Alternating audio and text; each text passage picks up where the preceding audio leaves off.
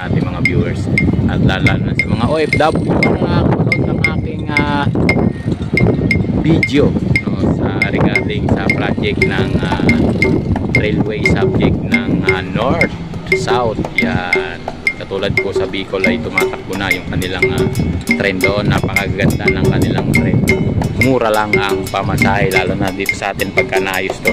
So malaking kaginhawahan to sa ating mga kababayan, kaya maraming salamat po sa inyong lahat. Kanilang area, so dito yan, napakarami.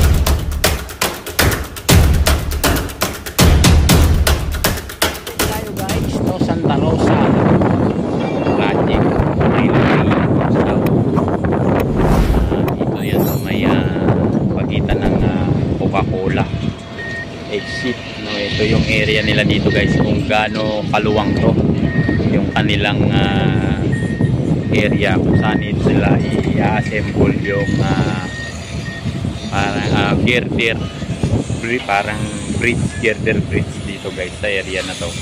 Ayan yung parang tatlong yan, nakita nyo yung parang runway ng aeroplano. Yan tatlo, yan ay yung sa kabila. Yan dyan nila i-assemble yung mga concrete girder guys, yung area na yan. So hanggang dun yan, no? Napakaluwang nito guys. Ayan, zoom lang natin konti.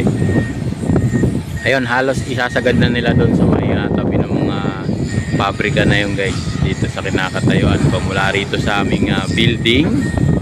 Ayan, kung gaano karami yung tao nila rin sa araw, mas doble yung tao nila sa gabi, no? Araw gabi yung kanilang trabaho sa lugar na to, kaya walang pakundangan dito, no? Yung Hyundai project na nakakuha nito guys, araw gabi talaga yung kanilang trabaho dito sa may area na to, sa may Santa Rosa exit. Kaya maraming salamat po sa inyong lahat sa walang sawa ninyong pagsubaybay sa aking YouTube channel. Yan, gandang pagpasok ng taon sa atin ngayon, no? 2024. Sana po lahat ay lahat ng YouTuber ay pagpalain, no? Para makatulong naman tayo sa mga kababayan nating talagang deserve nating tulungan. So wala naman tayo pinipili guys, basta kaya natin, no? Ano lang, expected dun sa ating sweldo, tapat lang natin kung ano yung kakayahan natin na matulungan yung ating mga kababayan dyan sa mga nakikita natin kung saan minsan naghahanap tayo ng mga i-upload natin sa ating channel. Kaya maraming salamat po, at maraming salamat sa taon na to 2024, no? Sana po ay mapayapa yung ating buong sanlibutan ng Pilipinas, no? Sa atin, hindi lang sa atin, no? Sa ibang lugar din, no? Yan, katulad nga nangyari sa Japan. So diyanig na naman sila ng lindol doon, na napakalakas din ng lindol sa kanila. Kaya sana po ay ingat po ang lahat. Sana po ay wala nang trahedya ng mga ganyan. Sabagay, hindi natin maiwasan yan guys. Yung mga trahedyang ganyan talagang darating sa lugar natin yan, no? Sa buhay natin. Kaya ingat na lang po, at lagi tayong magdadasal at hindi tayo makalimot kay Lord, no? Kung ano man yung ating tinatamasa sa buhay ngayon, kung ano man yung ating nakukuha sa Kanya, lagi po tayo magpapasalamat. Kaya maraming salamat po sa ating mga viewers at likers, shares ng ating video. Maraming salamat po sa inyong lahat. Ayan, dito mo naman tayo mag-update ng Santa Rosa, Laguna. So ito yung activity dito guys. Ayan, yan na naman yung kanilang mga workers, no? Ayan, dami na namang tao ngayong araw ng Lunes. Update tayo, no? Kahit gabi dito sila guys, talagang upak sila. Meron akong upload na video ko sa aking YouTube channel, kahit gabi guys, na tumitira sila dito sa lugar na to. Yan, hanggang doon po yan, napakaluwang nitong area na to. Yan po ay Santa Rosa, Laguna na po, tinutungtungan natin na to. Doon naman doon sa may bandaraw na yan ay Pakalamba na, yan, Pakalamba. So dito naman sa ating harapan, dito naman yung papunta ng Binyan, Alabang, yan, sunod-sunod na po yan. So dito, ikinakalat na nila yung mga graba galing dun sa, ayan, kinakalat yung loader. Yan o guys, kinakalat naman yung graba. Ewan ko kung bakit. Yan naman yung kanilang activity dito. So yan, sunod-sunod yung mga truck na naglalagay dyan ng graba para ikalat ng loader dun sa bandaron at kinukuha naman yan. Ayun, meron din silang mga unloading na mga equipment. Ayan guys, nakabox pa yan o. Talagang puspusan yung kanilang trabaho dito.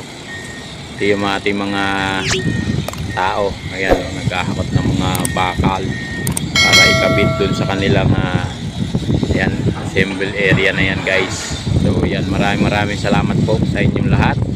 Kaya heto na naman po kami at kumakatok sa inyong mga puso, no? Pag napadaan po yung video namin sa inyo ay paki-like, share na rin po, at yan, pakipindot na rin po ang notification bell para lagi po kayong updated sa aming ina-upload sa aming YouTube channel. Ayan, hanggang doon po yan guys.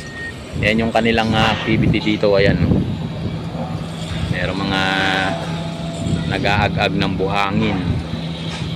Ayan, tapos ayan yung boom truck nila, ikakabit nila yung mga metal process na yan. Hanggang doon po yan sa may dulo. Ayan, tinan nyo sa katutok yung kanilang tao dito sa lugar na to. Pasensya na kayo at medyo malakas ang hangin dito sa aking kinakatayuan. Kaya ako'y nagpapasalamat, no? At nandyan kayo palagi para sumubaybay sa aming mga YouTuber, no? Yan, kaya lubos sa aming pasasalamat kasi kahit pa paano ay may nanonood na sa aking mga video. Yan, dati po 1 year na, isa pa lang yung viewers. 1 year na, 2 pa lang yung viewers. Kaya ngayon medyo dumadami-dami na. Kaya maraming salamat. At nakakasweldo na rin tayo. Ayan, maraming salamat po sa inyong lahat. Ang sawa ninyo magsubaybay sa aking YouTube channel. Tapos doon sa lugar na yun guys, ayun yung binakbak nilang waterton, tinatakpan na yun doon. Tinatakpan na nila. So yan, may mga container van pa dyan na nakatambak. Di natin alam kung ano yung laman yan.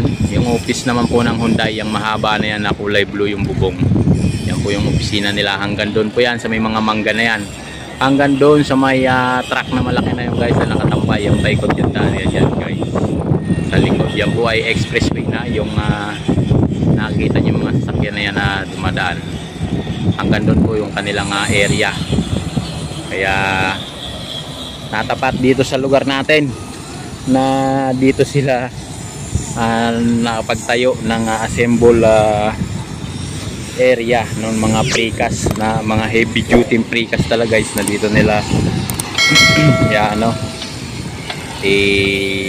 i-assemble. Yan, tulad yung truck na yan guys. Tambak ng buhangin ay ng graba para ikinakalat nung loader. Ayun guys, medyo magabok ngayon dito sa lugar nila. So pabor yan sa kanila kasi gabok lang, kasi pag umulan putik naman yung kanilang sinasalubong. Okay lang na alikabok. Ayan guys, kaya ako po ay nagpapasalamat sa inyo. Sana po ay paki-like, subscribe, share na rin po yung ating video tulad sa mga ganitong project ng government. Yan, dito yan sa may Santa Rosa, Laguna. So hanggang doon yung area nila, yun. Doon naman yung kanilang yung haluan ng simento guys. Merong itatayo dyan na parang capsule yung kagaya ng guys, yun o, yun doon, yun o. Yan, doon nila itatayo yan sa lugar na yan. Ayan o. Yan, hihintay lang natin maitayo yung guys. So i-update natin kayo. Yan, araw-araw tayo mag-update dito guys. Santa Rosa, Laguna, no, project ng Hyundai guys. So ang nakikita natin dito na ay 4 na contractor. Yang kulay gray, makita natin guys. Ayan, kulay gray na uniforme. Tapos yung kulay blue. Ayan guys, kulay blue naman. Tapos meron ding red Ayan halo-halo sila, red, green. Yung tatlong uniforme yung dito sa lugar na to guys, na sama-samang nag-assemble dito sa lugar na to sa may Santa Rosa, Laguna.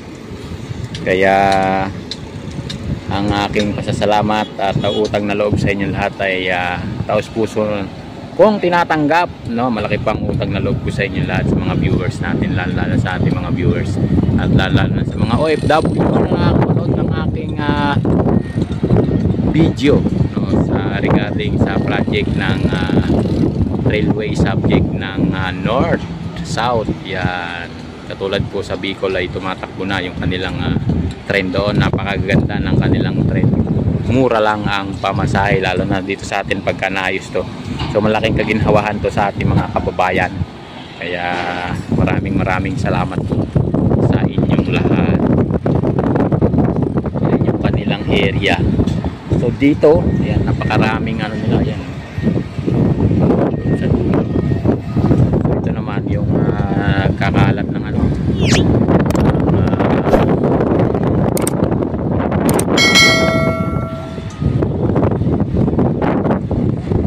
so yun, maraming salamat po. Ako'y magpapaalam na.